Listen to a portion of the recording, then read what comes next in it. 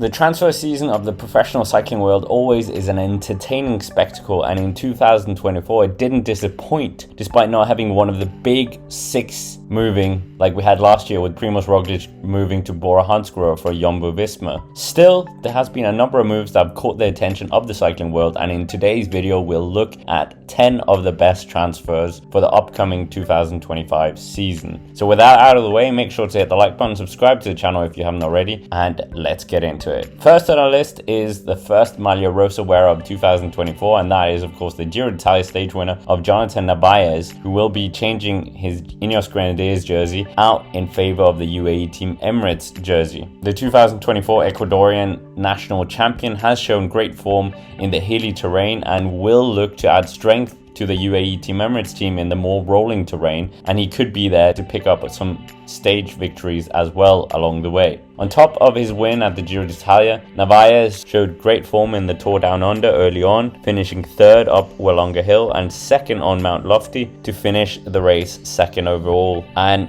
he also continued that form by finishing fifth in the Cadel Evans Great Ocean Road Race, and even in the Classics had a notable result of finishing sixth in Idri. And following the Giro d'Italia as well, he was up there in the Tour of Slovenia, finishing fifth on stage 2 and second on stage 3. But Narvaez is certainly a great addition to the UAE Team Emirates team, and Ineos Grenadiers are certainly going to be missing him. Next on the list is the German serial stage poacher of Leonard Kemner, who has won a stage of each of the Grand Tours in his career already, and is still on the bounce back after having a horrific training crash in the spring this year. The German Grand Tour stage winner will be leaving Red Bull Bora Hansgrohe in favor of Lidl Trek and could get a lot more freedom within the team, as they're not specifically focused at the GC as much as Red Bull Bora Hansgrohe have become in the past. Kemner is a very all-rounded rider, having great climbing power and even can produce a good time trial on his day, and has a lot of experience already in his career. He's certainly a decent signing for Lidl Trek and also for them going forward as they look to replicate the path that Red Bull Bora Hansgrohe has had and become an all-round super team. Now we come to our first French rider on this list, and that is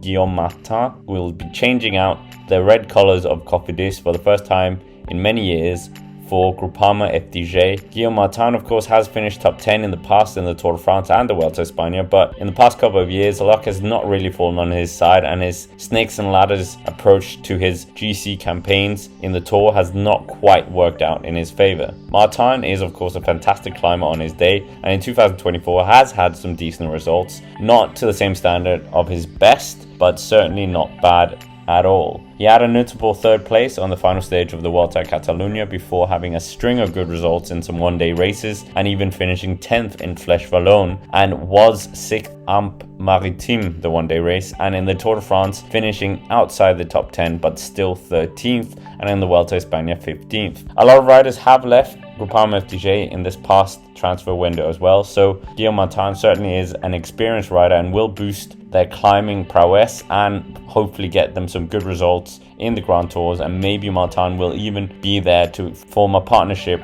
with the likes of David Gaudu to help him get a better result. But Guillaume Martin, certainly a good signing. Next on the list is one of the podium finishers of the Tour de l'Avenir from 2023, and that is of course Julio Pizari, who is an exciting Italian talent who will be changing from the Bardiani project to Red Bull Bora Hansgrohe. The youngster had a great 2024 where he showed how good his form was in some minor races early on before finishing 15th in the Coppi e Bartali stage race, but that was not it for him, as at the Tour of the Alps he was up there finishing 9th overall and even finished second on stage 3. But the real highlight for the young Italian was at the Giro d'Italia, his first Grand Tour of his career, where he managed to finish up there with the GC favorites on some tricky stages and even beating Daniel Martinez on some points to second place on a stage and taking the altered Cima Coppi as well. So not a bad start to his Grand Tour career. This form he carried into the Tour of Slovenia, where he was very strong in the pivotal stages and finished the race in third overall. Pizari is only 20 years old and is a huge talent, so Red Bull Bora Hansgrohe certainly have a real diamond in the rough and with the help of riders such as Daniel Martinez and Primož Roglič within the team, surely he will develop fast and be a future superstar for the team. Next, returning to French riders, and this one is Lenny Martinez, and he was of course a big shock for many, leaving Groupama FDJ after looking like the heir to the likes of David Gaudu or even Thibaut Pinot. However, that plan truly changed. Nevertheless, in 2024, the youngster truly showed his incredible potential as a rider, as his first race was a win in the Classic VAR, where he was able to outsprint Tobias Haller Johannesson towards the line after the Norwegian misjudged the finishing line. Then Martinez went to Gran Camino, where he finished second overall after a very strong performance on the final stage, and he even won Trofeo Laguaglia shortly after, and finishing 8th in Strade Bianche before finishing 7th in Vuelta a Catalunya, where he also won the Young Riders classification. But it didn't stop there for the Frenchman, as he won 2 one-day races as well in France before finishing 8th in the Tour de Romandie and winning the Alpes Maritimes, the one-day race. His debut at the Tour de France was a bit unstructured and not great, as his form was not there, but he certainly did get some experience. But he has already shown this year that he has some great potential for the future, and Bahrain victorious will hope to mold him much to the same way that they have done with Antonio Tiberi, and those two young guns will certainly be a potent force for the Bahrain outfit for the coming years. Now we come to our first Slovenian rider, and that is Jan Tratnik, who will be changing out Visma bike, which he has been with for a few seasons since changing from Bahrain. But in 2025, the Slovenian will be riding for Red Bull Bora Hansgrohe and linking up with his old teammate and friend of Primož Roglič. Tratnik had a great Classics campaign in 2024, winning Omloop Het Nieuwsblad in a sprint in front of Nils Pollitt, and he was up there in the Giro d'Italia and the Tour de France supporting his team leaders.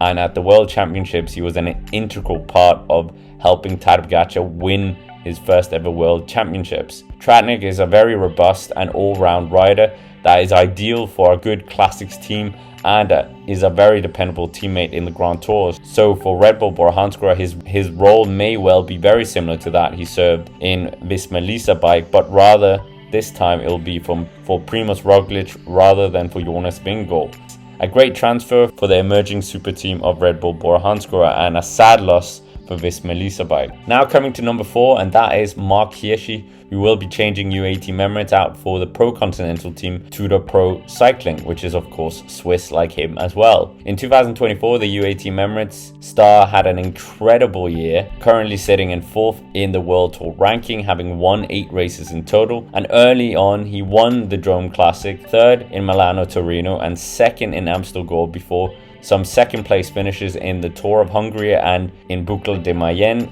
Then in the mid to late summer period, Hirschi switched something on and went on an incredible winning streak, winning the Czech Tour outright after winning stage 2, then the San Sebastian Classic, followed by 4 one-day races consecutively in the form of Britannia Classic, GP Industria, Coppa Sabatini, and the memorial race of Marco Pantani. So the form was definitely there for the Swiss rider. Together with the next rider on this list, Mark Hirschi and the unknown rider, will certainly give a good push for Tudor Pro Cycling to get their first ever invitation to the Tour de France and other big races as well, and will produce some big victories for the team in 2024. Before we go into the top 3, a special mention to the other side of professional cycling, the women's side, where the pro cycling transfers in 2005 have seen some big moves in the upper echelons, with the superstar of Demi Vollering heading to Groupama FDJ after some bad interactions with her current team SD Works in some races, and as well